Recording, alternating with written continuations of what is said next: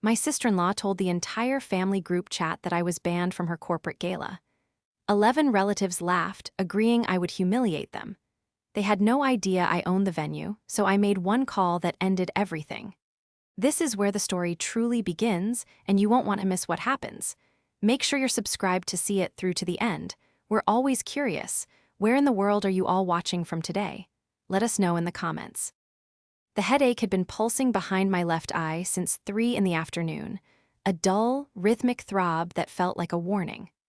I was curled up on the chaise lounge in my home office, the one room in the house that truly felt like mine, wrapped in a weighted blanket that usually managed to ground me. I had been battling a nasty bout of the flu for 3 days, and my body felt like it was made of lead and broken glass. Every joint ached, and even the soft glow of the desk lamp felt like an assault on my senses. I reached for my mug of ginger tea, my hand trembling slightly as I pulled it toward me. I just needed one night of peace, one night where the demands of my hidden empire didn't clash with the fragile reality of my family life. But peace is a luxury that people like my sister-in-law, Cassandra, don't believe anyone else deserves. My phone, resting face up on the mahogany side table, suddenly vibrated. Then it vibrated again, and again. The rapid-fire haptic feedback hummed against the wood, a frantic buzzing that signaled the family group chat was in a state of high activity. Usually, I ignored the Vance family circle messages until my fever broke, but the sheer volume of notifications forced my hand. I squinted at the screen, the brightness stinging my tired eyes. Cassandra. So, I've been thinking about the year-end gala at the Pinnacle on the 19th. It's a very high-stakes evening for my department. Christian, my CEO, is going to be there, along with the board of directors. It's about image. It's about prestige. I watched the typing bubble dance at the bottom of the screen. A cold pit began to form in my stomach, one that had nothing to do with my illness. Cassandra, I'm going to be blunt. Josephine, I'm officially asking you not to come. In fact, I'm telling you, it's for the best. You're just not Pinnacle material. You'd be like a fish out of water. And frankly, I can't risk you saying something awkward or dressing like you're going to a PTA meeting in front of Christian. It would be an embarrassment to the family and a disaster for my career. I stared at the words, the tea in my mug cooling as I forgot to breathe. The room seemed to shrink. I waited for anyone to speak up. For my husband, Luke, to defend his wife. For my mother-in-law, Beatrice, to remind Cassandra of basic manners. Instead, the deluge began. Beatrice? I agree, Cassandra. It's a very sophisticated venue. Josephine, dear, you wouldn't enjoy yourself anyway. It's much too formal for your tastes. Better to stay home and rest that little head of yours. Hey. Cousin Mark. Ha, imagine Joe trying to talk mergers and acquisitions with the board. She'd probably offer to organize their filing cabinets for $20 an hour. Aunt Martha, it's a mercy, really. We don't want her feeling out of place. 11 of us have already discussed it on the side. It's a unanimous no for Josephine.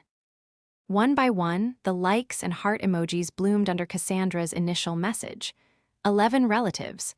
11 people I had hosted, fed, and supported for over a decade. They weren't just excluding me, they were mocking the very core of who they thought I was. They saw a low-level freelance assistant who lived a quiet life. They saw someone dispensable. The betrayal was worse than the diagnosis itself. The physical chill that swept through me wasn't from the flu. It was a cold, hard clarity that settled into my marrow. I sat up, the weighted blanket sliding to the floor forgotten.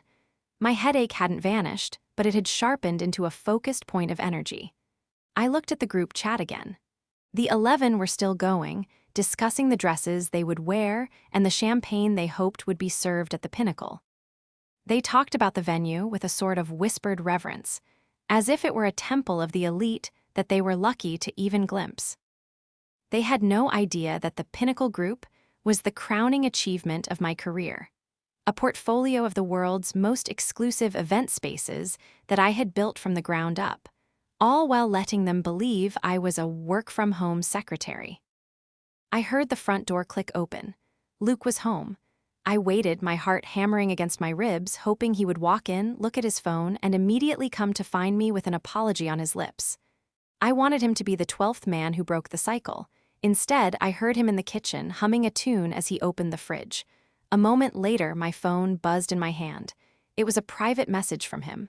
Luke, hey honey, saw the chat, don't take it personally. Cassandra is just stressed about the CEO being there. It's probably better if you sit this one out anyway, you're still so sick.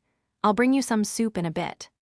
I let the phone slip from my fingers onto the silk rug. He wasn't going to fight for me. He was going to soup away the fact that his sister had just publicly humiliated me with the blessing of his entire lineage. A few minutes later, the door to my office creaked open. Luke stepped in, his face sympathetic but his eyes avoiding mine.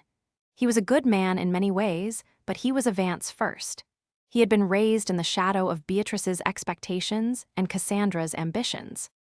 You okay, Joe? He asked softly, moving toward the bed. You look pale. I'm fine, Luke, I said, my voice sounding like it was coming from a great distance. I didn't look at him. I looked at the dark screen of my phone. Look, about the gala, he started, rubbing the back of his neck. Cassandra is just being Cassandra. She's a bit of a shark when it comes to her career. You know how she is. She wants everything to be perfect for Christian. It's not that you're an embarrassment, it's just the optics. The optics, I repeated. The word tasted like ash. Exactly. And Beatrice thinks it's for the best too. She doesn't want you to feel pressured to keep up with the conversation. It's all very high-level business talk. I finally turned my head to look at him. He looked so certain of his logic. He truly believed I was the person they had collectively decided I was. He had forgotten, or perhaps he had never truly realized, that I was the one who had handled the legal complexities of his father's estate when he was too overwhelmed to speak. He had forgotten that I was the one who managed our finances with a precision that kept us in this very house. I understand, Luke, I said, a strange, calm smile touching my lips. I really do. Good, I'm glad you're being so mature about it. I'll go get that soup.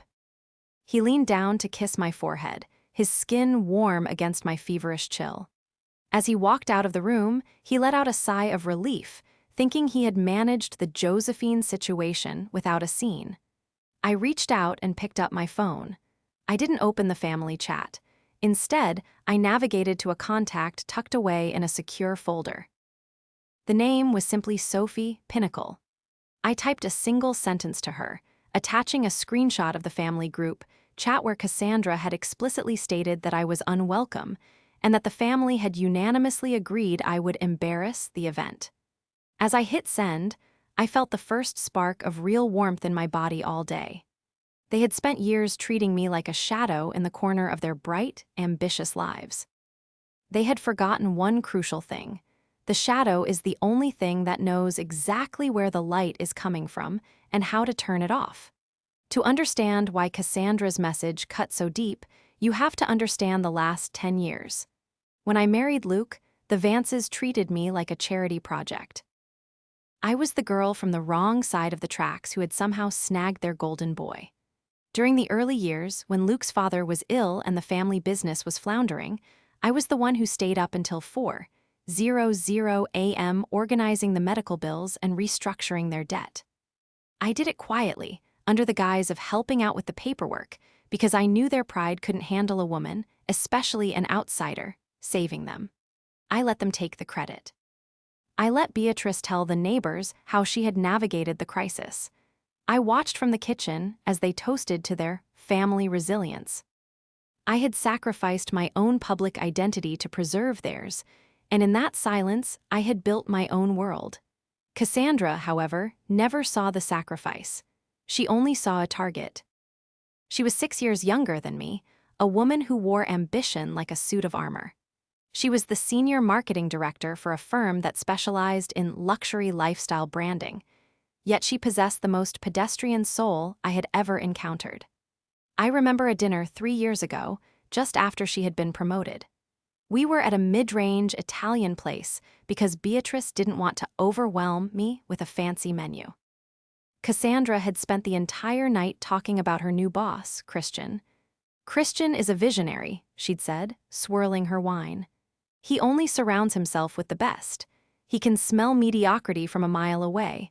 That's why I'm so careful about who I introduce him to. He values pedigree. She had looked directly at me when she said the word mediocrity. What about you, Joe? She'd asked, her voice dripping with fake concern. How is your little freelance thing going?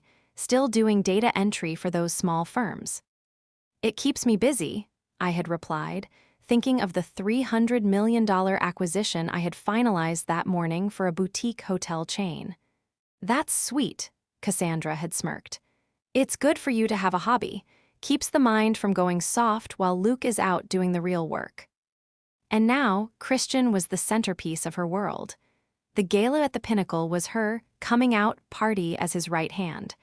The Pinnacle wasn't just a venue, it was a statement.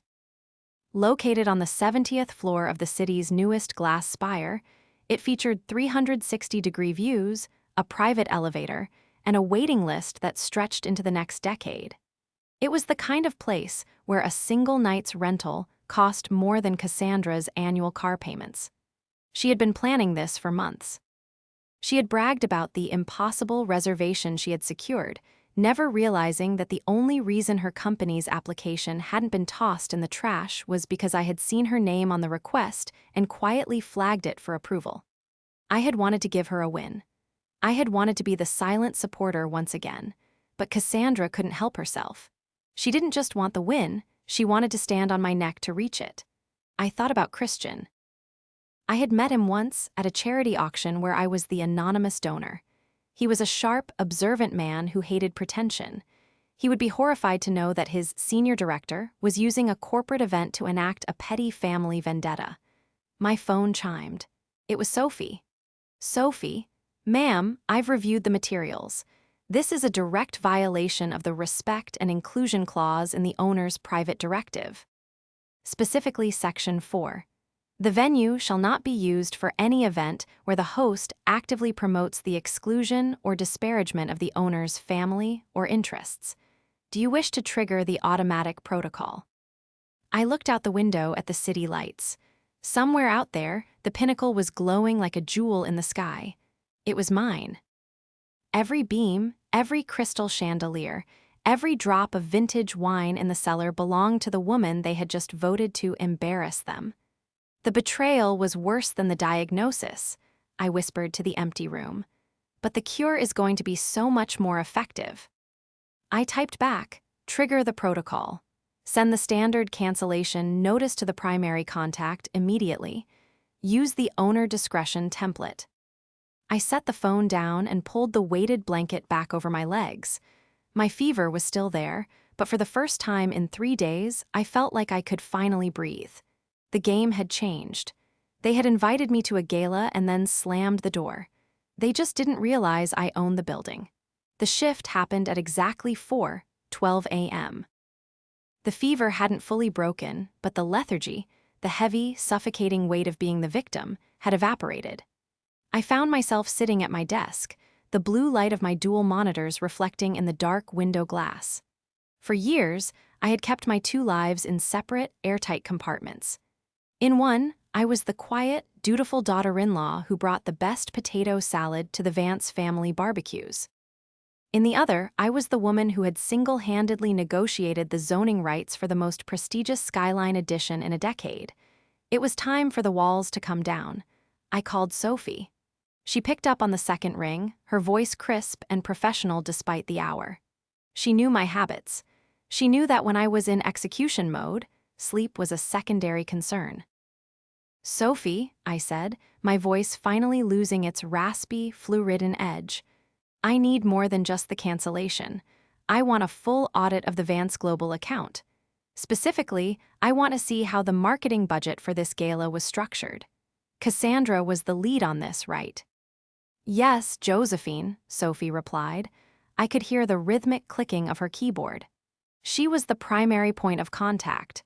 She handled the negotiations, the catering selections, and the VIP list. Is there something specific you're looking for? I want to know if she's been honest with Christian.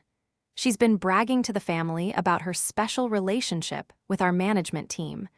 I want to know if she used any creative accounting to secure the venue. Give me 20 minutes, Sophie said. While I waited, I pulled up my own secure files. I had spent years observing the Vances, not out of malice, but out of a habit of due diligence. I knew Cassandra's professional history. I knew she had a reputation for being a closer, but I also knew that her tactics were often built on a house of cards. She relied on the Vance name to open doors, even though that name carried far less weight in the real world than it did in Beatrice's living room. My phone buzzed. It was a PDF from Sophie. I scrolled through the line items, and there it was. Cassandra hadn't just secured the venue. She had told her company that she had negotiated a family discount based on her personal connections. She had billed the firm for the full premium rate but had submitted a falsified internal invoice to our billing department, attempting to pocket the difference as a consultancy fee for a third-party vendor that didn't exist. She wasn't just a mean girl. She was a fraud. "Sophie," I said, calling her back. "I want you to hold the cancellation notice for exactly 1 more hour. Then, I want the system to send the owner discretion reply. But I also want a second email sent to the CEO's office, to Christian, stating that the venue is currently under internal review due to discrepancies in the procurement process. Don't mention the family drama yet, just the numbers." "Understood," Sophie said, "and the family." "Oh, I'll handle the family," I whispered. I spent the next hour meticulously documenting the group chat messages. I saved every insult, every like from the 11 relatives, and every dismissive comment from Luke. I didn't feel anger anymore. I felt a cold, professional detachment. It was like I was preparing a closing argument for a trial. At 5:30 a.m., the first bomb dropped. My phone, which had been silent for a few hours, exploded with notifications. The Vance family circle was no longer a place of smug exclusion. It was a disaster zone. "Cassandra, oh my God, I just got an automated email from the Pinnacle. They canceled. They canceled the 19th. They said, 'Your December 19th reservation at the Pinnacle has been canceled. Owner does not permit his property for events excluding her.'"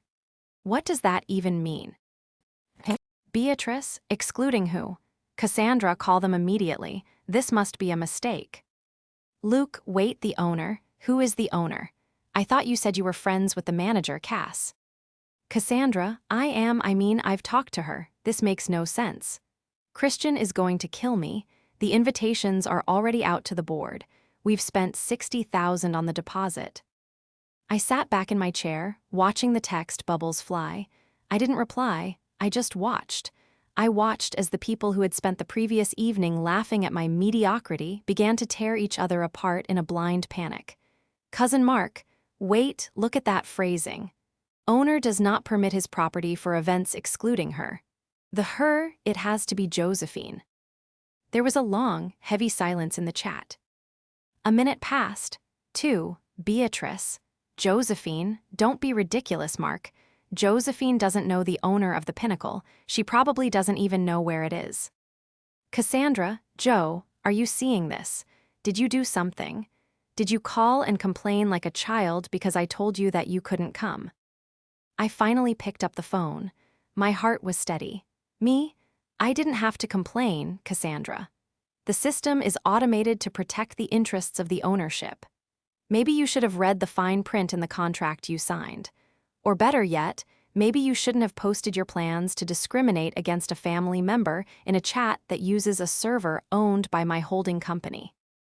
The silence that followed was the loudest thing I had ever heard. By 8:00 a.m., the sound of tires screeching on our gravel driveway signaled the arrival of the cavalry. I was in the kitchen, calmly making a fresh pot of coffee. I had dressed with intention, a charcoal gray silk blouse and tailored trousers. No more pajamas, no more weighted blankets. The front door burst open. Cassandra led the charge, her face a mask of frantic rage, followed closely by Beatrice and a very confused-looking Luke. "What did you do?" Cassandra screamed before she even reached the kitchen. She thrust her phone toward me, the screen displaying the cancellation notice. "How did you get them to send this? Who did you talk to?" I took a slow sip of my coffee, the heat grounding me. "Good morning, Cassandra, Beatrice, Luke." "Don't you good morning us." Beatrice snapped, her pearls clacking as she crossed her arms. Josephine, this is beyond petty. Cassandra has worked for years to get to this position, to sabotage her career over a little hurt feelings. It's exactly the kind of small-minded behavior I expected from you. Small-minded? I asked, setting the mug down. Beatrice, you agreed that I would embarrass the family. You called me a fish out of water. You and 11 other people decided that I was a blemish to be hidden away, and you're calling me small-minded. It was a corporate decision. Cassandra yelled. It wasn't personal. It was about the image of the firm. You don't understand how high-level business works, Joe. You're an assistant. You do spreadsheets and answer phones. This is a multi-million-dollar event. Luke stepped forward, looking pained. Joe, honey, just call them. If you have some connection there, some friend in the office you used to pull this stunt, just fix it. Tell them it was a misunderstanding. We'll make it up to you, okay? We'll take you out to a nice dinner after the gala. I looked at my husband. He still didn't get it. He thought I was pulling a stunt. He thought I had called in a favor from some imaginary boss. There is no fixing this, Luke, I said softly. The reservation was canceled because the host, Cassandra, violated the core values of the venue. The Pinnacle doesn't host people who use their space to belittle others. It's a matter of policy. Policy? Cassandra laughed, a high, hysterical sound. I'll show you policy. I'm calling Christian. I'm going to tell him that my crazy sister-in-law is harassing the venue staff. I'm going to get you blacklisted from every office in the city. Go ahead, I said, leaning back against the counter. Call him, but before you do, you might want to explain the vendor consultancy line item on your expense report. The one for $25,000 paid to Vance Lifestyle Logistics. Cassandra froze. The color drained from her face so fast I thought she might faint. I don't know what you're talking about. I think you do, I said. It's the company you registered in your maiden name last month. The one you used to siphon off the company's marketing budget while telling Christian you were getting a family discount at the venue. You're not just a mean-spirited social climber, Cassandra, you're a thief. Beatrice looked between us, her brow furrowed. What is she talking about, Cassandra? What is this Vance lifestyle? She's lying, Cassandra shrieked, her voice cracking. She's just making things up to deflect from what she did. She's trying to ruin me. I don't have to try, Cassandra, I said, picking up my phone and sliding it across the marble island. I've already forwarded the internal audit to Christian's personal assistant. He should be reading it, well, right about now. Just as I said it, Cassandra's phone began to ring. The caller ID showed a single name, Christian, CEO. The room went deathly silent. Cassandra looked at the phone like it was a live grenade. She didn't answer it. She couldn't. Answer it, Cassandra, I encouraged her, my voice like silk. Tell him all about the mediocrity you're surrounded by. Tell him how you're the only one who can handle the high-level business. The next hour was a whirlwind of frantic damage control and escalating desperation. Cassandra fled to our guest room to take the call with Christian, her voice rising in muffled, shrill peaks that we could hear through the walls. Beatrice sat at the kitchen table, her hands shaking as she clutched her designer handbag, looking at me as if I had suddenly grown a second head. Luke paced the length of the kitchen, his eyes darting between me and the guest room door. Joe, how do you know about her expenses? How do you have an internal audit from the Pinnacle? You're a freelancer. You don't work for them. I didn't answer him, not yet. I was waiting for the final piece of the puzzle to fall into place. Sophie had sent me a follow-up message. It wasn't just the $25,000. It went deeper. Cassandra had been promising exclusive access to the Pinnacle's VIP database to her firm's competitors in exchange for personal kickbacks. She was selling her company's secrets to fund the very lifestyle she used to look down on me. The guest room door flew open. Cassandra emerged, looking utterly destroyed. Her mascara was smudged, and her hair, usually a perfect blonde helmet, was coming undone. He fired me, she whispered, her voice hollow. Christian fired me. He said the venue contacted him directly. He said the owner himself flagged my account for fraud. He's taking it to the board. He's talking about filing a police report. Beatrice gasped, a hand flying to her throat. A police report? For a Vance? Josephine, you have to stop this. Call this owner. Tell him it was all a mistake. Think of the family name. The family name? I stood up, my chair scraping against the floor. The name you used to mock me. The name you used to decide I wasn't worthy of standing in a room with you. You didn't care about the family name when you were laughing at the idea of me being a fish out of water. You only care now because the water is rising above your own heads. Joe, please, Luke begged, stepping toward me. Cassandra made a mistake. She's young, she's ambitious. But this is her life. You can't let her go to jail. Whoever this owner is, just talk to him. You clearly have some influence. I have more than influence, Luke, I said. I walked over to the desk in the corner of the kitchen and pulled out a leather-bound folder. I opened it and laid the documents out on the island. They were the original articles of incorporation for the Pinnacle Group. My name, Josephine, was the sole proprietor. I'm not the assistant, Luke. I'm the him Cassandra was so afraid of. I'm the owner. The silence that followed was absolute. I watched the realization wash over them, the slow, agonizing process of their brains trying to reconcile the mouse they had bullied with the lion who held their future in her hands. Cassandra's eyes went wide, her mouth falling open. Beatrice actually slumped back in her chair, the air leaving her lungs in a long, rattling hiss. You, Cassandra choked out. You own the Pinnacle, but you stay at home. You wear those sweaters. You make potato salad. I like my sweaters, I said calmly. And I happen to make excellent potato salad, but I also own 14 luxury properties across the country. I built them while you were busy trying to decide which shade of lipstick would make you look more like a senior director. I built them while you were belittling me at every Sunday dinner. Why didn't you tell us? Beatrice whispered, her voice trembling. We're family. Are we? I asked. Because family supports each other. Family doesn't vote in a group chat to humiliate someone they think is less than. You didn't want a family member, you wanted a servant. You wanted someone to feel superior to. Well, those days are over. Joe, I had no idea, Luke stammered, his face turning a deep shade of red. I just thought you were happy staying out of the spotlight. I was, I said. Until you let the spotlight be used as a weapon against me. You stood by while they tore me down, Luke. You told me to not take it personally. Well, I am taking it personally now. Cassandra suddenly dropped to her knees. It was a pathetic, theatrical gesture that only made me feel more disgusted. Joe, please.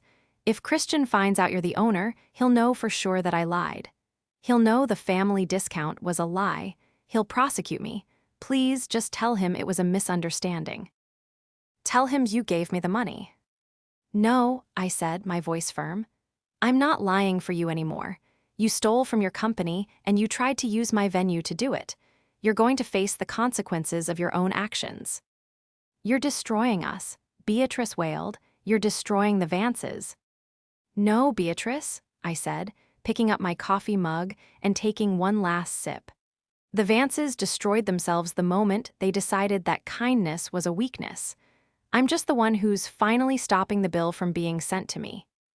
I walked out of the kitchen, leaving them standing among the ruins of their arrogance. I had one more call to make, to Christian, not to save Cassandra, but to ensure that the 19th wouldn't be a total loss. I had a better idea for a gala. One that involved a different kind of guest list. One that didn't include a single person who thought they were better than the woman in the PTA sweater. December 19th arrived with a biting wind that rattled the windows of my study, but inside the glass walls of the Pinnacle, the air was perfectly tempered, scented with the faint, expensive aroma of white lilies and high-end cedar. I stood on the mezzanine level, looking down at the ballroom. It was a masterpiece of light and shadow. The crystal chandeliers were dimmed to a warm, amber glow, reflecting off the polished marble floors like stars on a dark lake. For weeks, the Vance family had been in a state of suspended animation.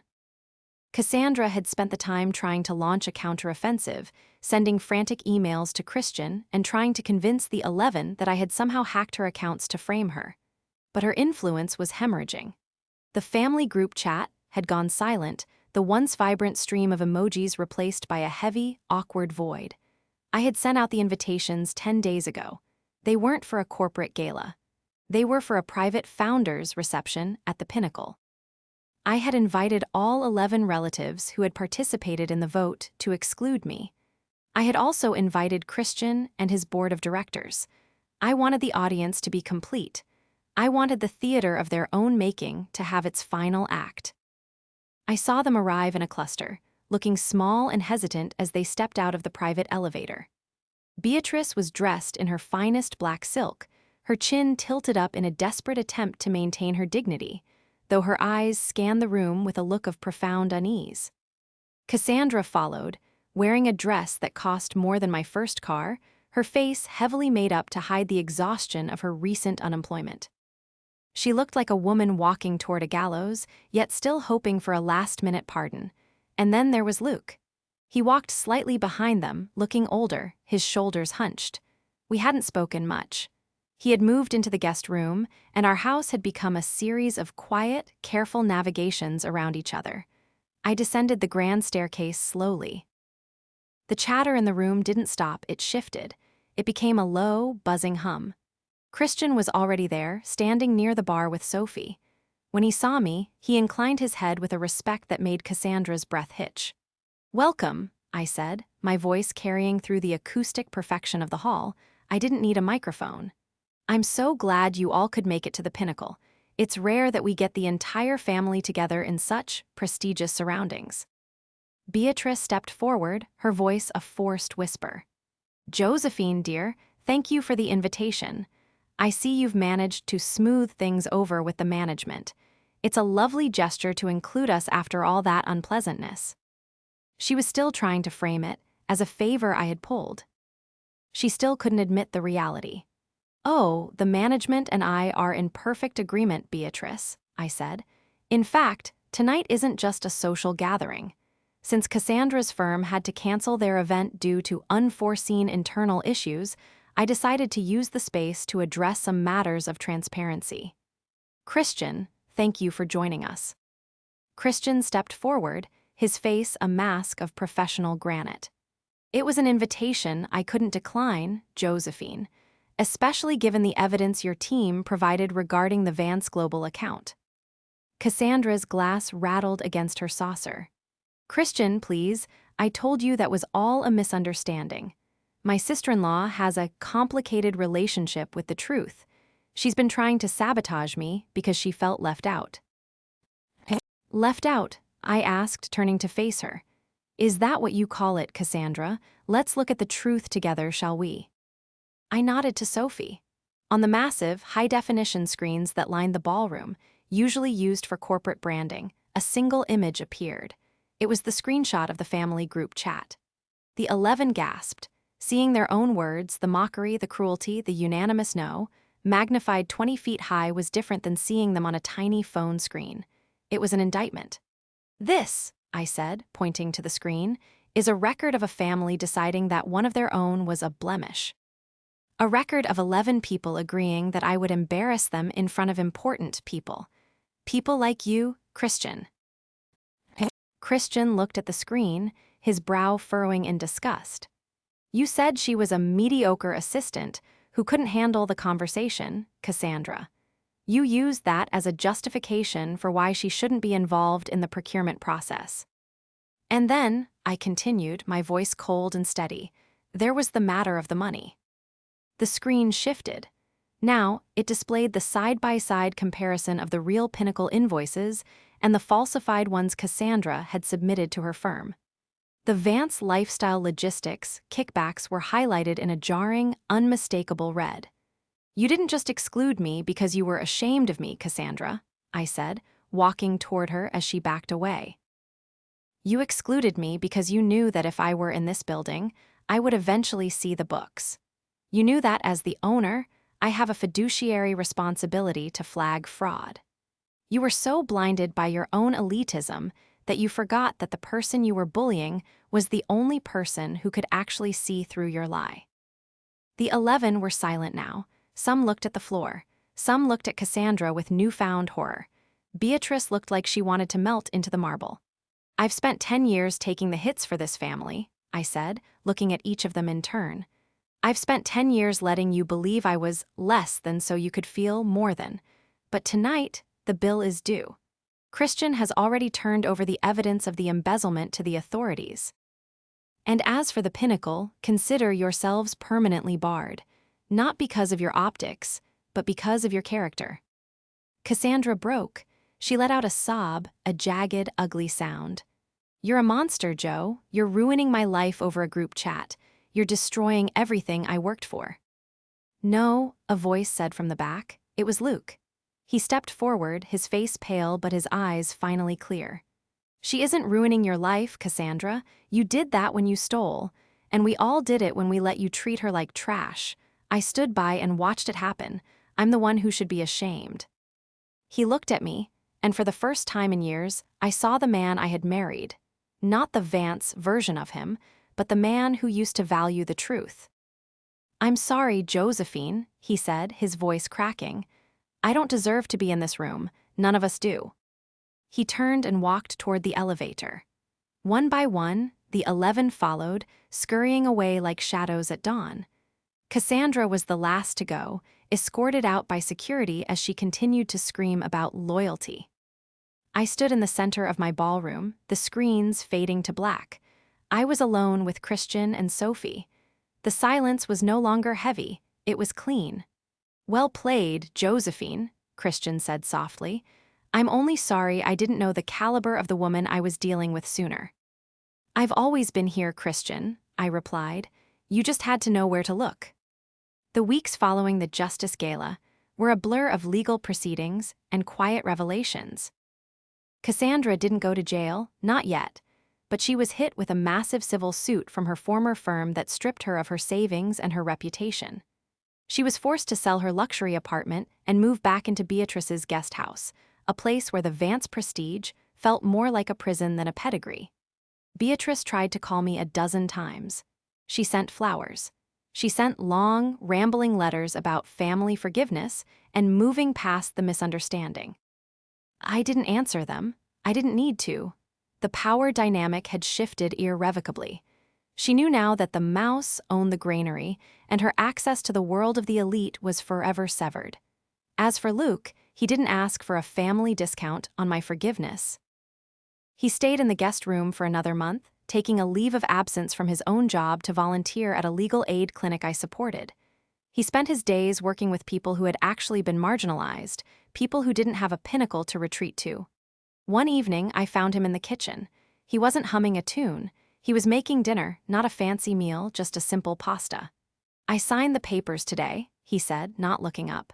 My heart skipped. "The divorce papers." "No," he said, turning around. "The papers to separate my finances entirely from my mother and sister. I've stepped down from the family trust. I don't want a dime of the Vance legacy if it means I have to be the man I was in that group chat." He walked over to the table and sat down. "I know I can't fix what I did, Joe. I know I let you carry the weight of this family alone while I enjoyed the view. I don't expect you to take me back. But I want you to know that I see you now. Not the owner of the Pinnacle. Just you, the woman who stayed up until 4:00 a.m. for my father when no one else would." I looked at him. There was a long way to go. There were years of silence to unlearn and a lifetime of habits to break. But for the first time, there was hope. "The pasta smells good, Luke," I said, sitting down across from him. He smiled, a small, tentative thing. "It's a start." I used my professional network to ensure that justice was served fully for the contractors Cassandra had tried to stiff, and I set up a scholarship fund in the name of the freelance assistants she had so often mocked. I was no longer hiding. I didn't wear my success like a weapon, but I didn't wear my humility like a shroud anymore either. I stood on the balcony of our home that night, looking out at the city. The Pinnacle was visible in the distance, its spire piercing the clouds. It was a beautiful building, but it was just glass and steel. The real strength was here, in the quiet, in the truth, and in the peace of finally being known. The antagonist had faced her definitive consequences, the family had faced their reflection, and I, Josephine, had finally found my own voice. And it was a voice that didn't need a group chat to be heard.